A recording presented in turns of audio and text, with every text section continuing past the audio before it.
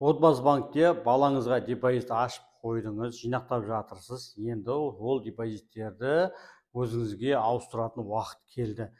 Сол кезде баланың депозитін сіз банкке бара салып, мына мен баланың депозиті маған аудара салайыншы деп десеңіз, олай болмайды. Оған дейін біраз жасайтын шаруалар бар. Соның барлығын жалпақ тілмен қазір толыққанды айтып беретін боламын. Видеоны соңына дейін көрмей тұрып, бірінші подписацияны басып жіберіп, осындай пайдалы ақпараттар жіберіп алмау үшін берекелі ереке YouTube каналына тіркеліп қойыңыз. Одан кейін жақсы ақпараттардың барлығын көріп отыратын боласыз. Ал енді кеттік ара. Сонымен баланың отбасы банкте депозитін табыстау. Оның орысшасы переступка детского депозита в отбасы банке деп атайды. Переступка деп атайды. Бірақ енді қазақтардың барлығы да сол табыстау дегенді переступка деп үйреніп кеткенбіз.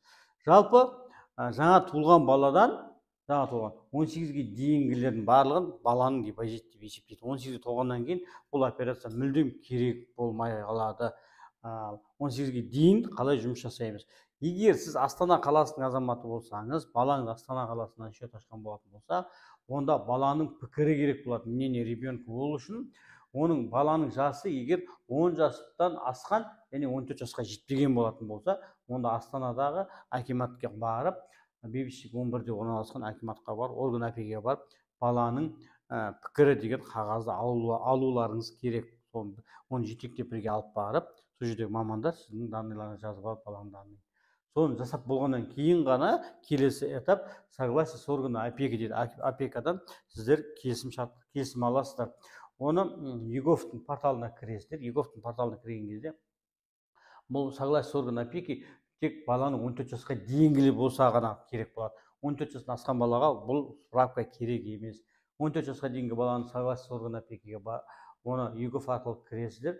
Соның ішінде согласие с органа опекиге кіріп, справка о распоряжении имуществом несовершеннолетнего ребенка деген справканы заказ бересіздер.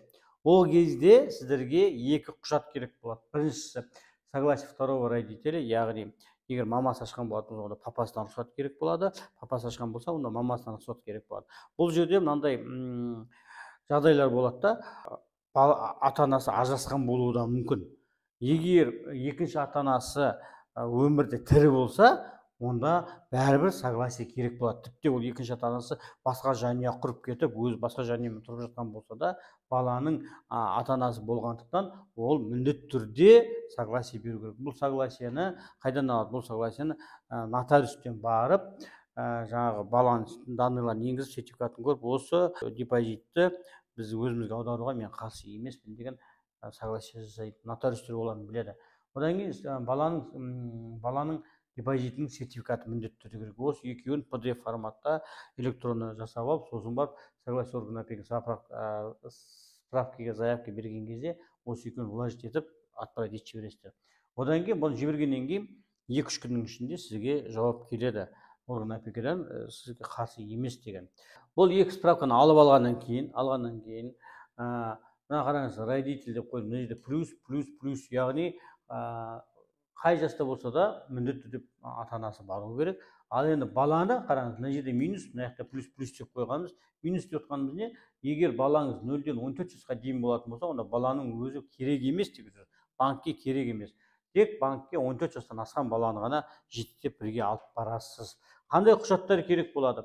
14 жасқа дейін, 16 жасқа дейінгі баланың жеке туу туралы куәлігі, свидетельство және удостоверение личности родителя дейді, яғни ата-анасының жеке куәлігі мен баланың туу туралы куәлігі. Осы екі құжатты алып барып банкке барасыздар.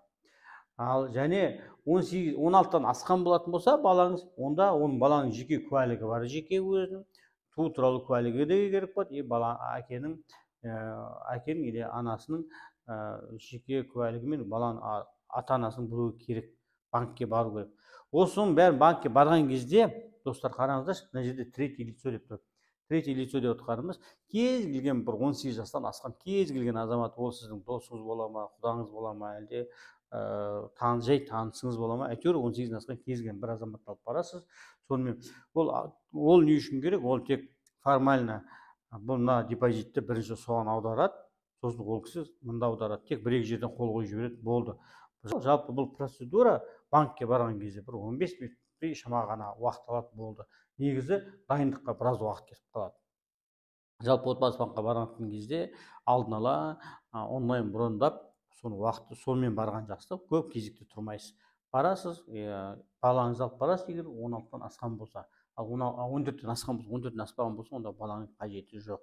Міне достар, мен жалпақ тілмен, жалпы переуступка дейміз ғой, табыстау, соны қалай жасау керек екен, мен сіздерге толыққанды айтып бердім. Сұрақтарыңыз болып жатса, астында біздің компаниямыздың номері бар, соған WhatsApp-қа хабарласып, толыққанды сұрақтарыңызға жауап алсаңыздар болады.